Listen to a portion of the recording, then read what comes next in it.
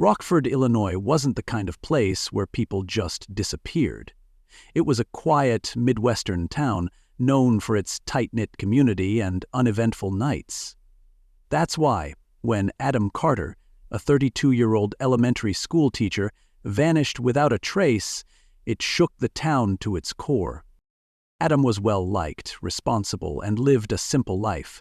No criminal history, no money troubles, no enemies. Just a guy who loved teaching, spent weekends hiking, and had been dating his girlfriend, Sophie Reed, for 3 years. But on the night of March 15th, something went terribly wrong. Security footage showed Adam leaving his apartment at 8:45 p.m. He stopped at a gas station, filled up his tank, checked his phone, and drove off. Nothing unusual. Except that was the last time anyone saw him. The next morning, his silver Honda Civic was found parked by the Rockford River, a few miles from his apartment. Doors locked, keys in the ignition, no sign of Adam. Detective Megan Holloway had handled her share of missing persons cases. Most of the time, the answer was simple: a runaway, a bad deal gone wrong, or someone who just didn't want to be found. But Adam Carter wasn't the type to disappear. There were no signs of a struggle, no signs of a robbery. His wallet and ID were still inside the car. His phone, however, was missing. A trace on his cell record showed that after leaving the gas station, his phone had pinged 2 miles west before going dead. Then came the first eerie clue. A fisherman, out before dawn, reported seeing a man standing near the river around 9:30 p.m. Didn't move, didn't look around, the man recalled. Just stood there, like he was waiting for something. Holloway's gut twisted. If that was Adam, why had he been there? And why hadn't he come back? Later that afternoon, another officer found something along the muddy riverbank. A single sneaker, soaked and torn. Inside, tucked beneath the insole, was a crumpled piece of paper. The message, written in shaky, rushed handwriting, sent chills down Holloway's spine. "It's not me they want." She exhaled sharply, her pulse quickening. Who was they? And if Adam wasn't the target, who was? Detective Megan Holloway knew that in missing person cases, the first 48 hours were critical. After that, the chances of finding someone alive dropped significantly. With Adam Carter gone, no signs of a struggle, and a cryptic note left behind, Holloway's instincts screamed that this was no ordinary disappearance. She needed answers, and fast. Her first stop was Sophie Reed, Adam's longtime girlfriend. Sophie had been the one to report him missing after he failed to show up for work. "He wouldn't just leave," Sophie insisted, her hands trembling around her coffee mug. Her apartment was a mess, half-packed boxes, pictures missing from the walls. "We were moving in together next week. He was excited about it." "Did he seem different, nervous? Was he scared of anyone?" Holloway pressed. Sophie hesitated. "Not scared, but distracted. A few days ago he said something weird, that he felt like he was being watched." I laughed it off, but now... Her voice broke. "You don't think someone took him, do you?" Holloway didn't answer. Instead, she dug into Adam's cell records and financials. His last transaction was at the gas station. No sudden withdrawals, no calls or texts after 9 p.m. Then came the break. Traffic cameras 2 miles from the river caught a second vehicle following Adam's car that night, a black SUV with tinted windows. It never turned up in the lot near the river. No reports of a similar vehicle. Whoever had been in that SUV had been following Adam, and then disappeared. Holloway ran the plate, no matches. That's when she knew this wasn't random. Someone had planned this. By the end of the second day, Holloway had a missing person with no motive, a suspicious vehicle, and a message that hinted at something bigger. Then, something even more chilling happened.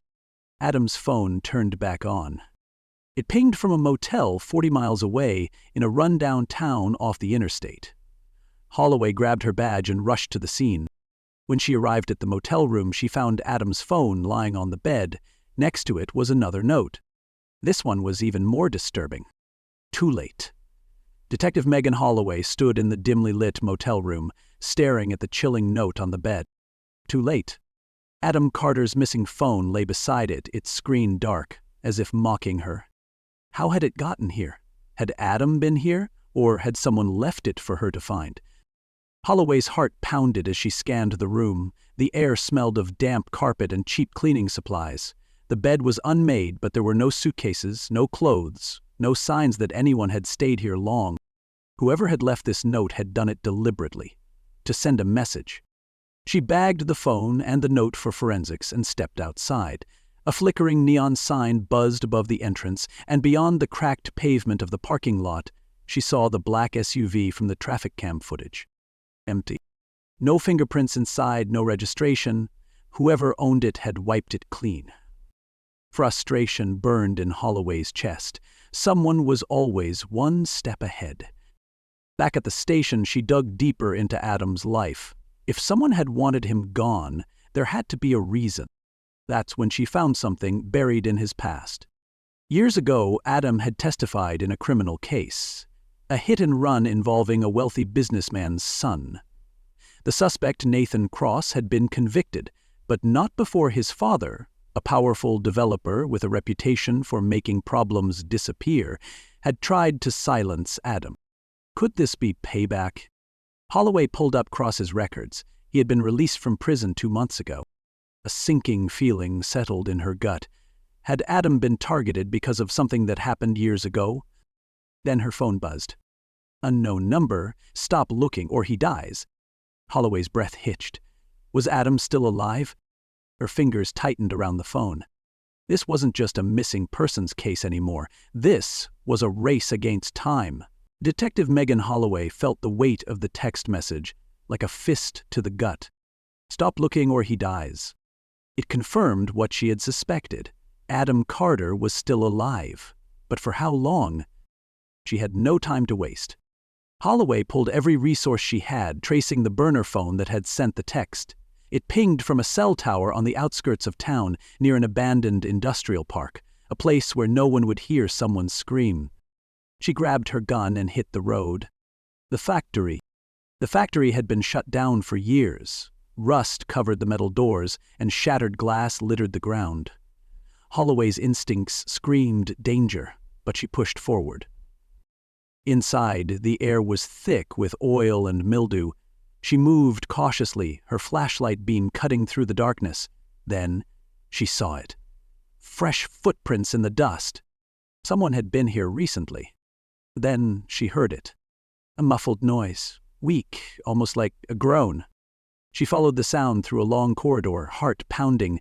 She turned a corner and froze. Adam Carter. He was tied to a chair, wrists bound, blood dripping from a cut on his forehead. His head lolled forward, but when she whispered his name, he stirred. Relief crashed over her. He was alive. But before she could take a step forward, a voice cut through the silence. You shouldn't have come. Holloway whirled around, gun raised.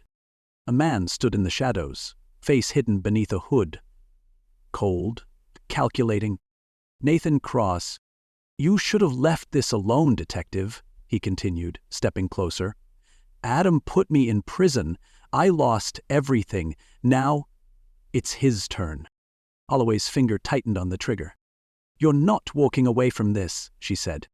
Cross smirked. I don't have to. Suddenly, the overhead lights shut off, plunging them into darkness. A door slammed somewhere behind her. Holloway spun around. Cross was gone. And then, the sound of something ticking. Her blood turned to ice. A bomb. She lunged toward Adam, fumbling with the ropes as the beeping grew faster. They were running out of time. The beeping grew faster. Detective Megan Holloway felt the sweat drip down her neck as she frantically tugged at the ropes binding Adam Carter. His wrists were raw, his breathing shallow, but his eyes flickered open.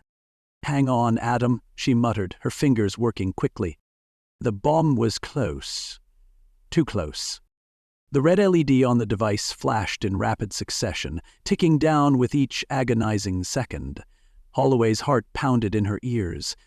If she didn't get Adam out now, they wouldn't be walking out at all. Can you stand? She asked, as the ropes finally came loose. Adam groaned but nodded weakly. I think so. She threw his arm over her shoulder and pulled him up just as the ticking became a solid, high-pitched tone. 5 seconds. 4. She sprinted for the exit, half dragging Adam as he stumbled beside her. The industrial hallway was long, the doors rusted from years of neglect. 3. Behind them, the small explosive device gave a final, piercing beep. 2. They burst through the factory's side door into the cold night air. 1. Then, boom. The explosion tore through the building, sending a fireball into the sky. The shockwave slammed into Holloway's back, knocking them both to the ground as debris rained down around them. For a moment, everything went silent. Just the ringing in her ears, the orange glow of the flames licking at the factory ruins. Then, Adam coughed. "You okay?" Holloway gasped, pushing herself up.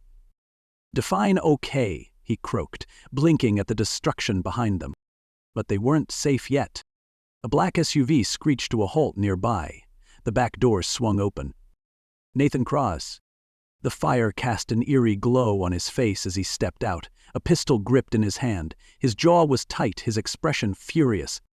"You just don't know when to quit, do you?" he growled. Holloway raised her gun. "Put it down, Cross, it's over." He smirked.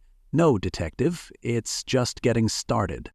He lifted his gun and fired. A single shot rang out, and someone fell. The gunshot echoed through the night. Detective Megan Holloway instinctively flinched, expecting pain, but it never came. Instead, Nathan Cross stumbled backward, his face twisting in shock. A dark stain spread across his chest. He looked down, his grip on the gun weakening. "You," he rasped. A second shot rang out, and Cross collapsed onto the pavement. Holloway turned her head, still gripping her own gun, but the shot hadn't come from her. Adam Carter stood beside her, holding a shaking pistol. His face was pale, his hands unsteady, but his aim had been true. "He was going to kill us," Adam murmured, his voice hoarse. Holloway exhaled, lowering her weapon. The flames from the factory's wreckage flickered behind them, casting eerie shadows over Cross's lifeless form. The nightmare was finally over. Aftermath. The flashing lights of police cruisers and ambulances painted the night red and blue. Holloway sat on the back of an ambulance, a blanket draped over her shoulders, watching as paramedics checked Adam for injuries. "You did good," she said, offering him a small, tired smile. Adam shook his head. "I didn't want to, but I had to." His voice wavered. "If I hadn't testified years ago, if I hadn't put Cross in prison, none of this would have happened." "You did the right thing then. And you did the right thing tonight." Holloway's tone was firm. "Nathan Cross made his own choices. You were just brave enough to stand against him." Adam swallowed hard but nodded. As dawn broke, Holloway stood, watching the last of the fire crews douse the smoldering ruins of the factory. It felt surreal. The case had started as a simple missing person report. It had ended in gunfire, explosions, and a manhunt. A fellow officer approached. "Forensics found something in Cross's SUV, a burner phone, text messages with instructions. Looks like he wasn't working alone." Holloway's stomach tightened. This wasn't over. Not yet. "Trace it," she ordered. As she turned back toward Adam, she knew one thing for sure. Someone else had been pulling the strings. And whoever it was, they were still out there.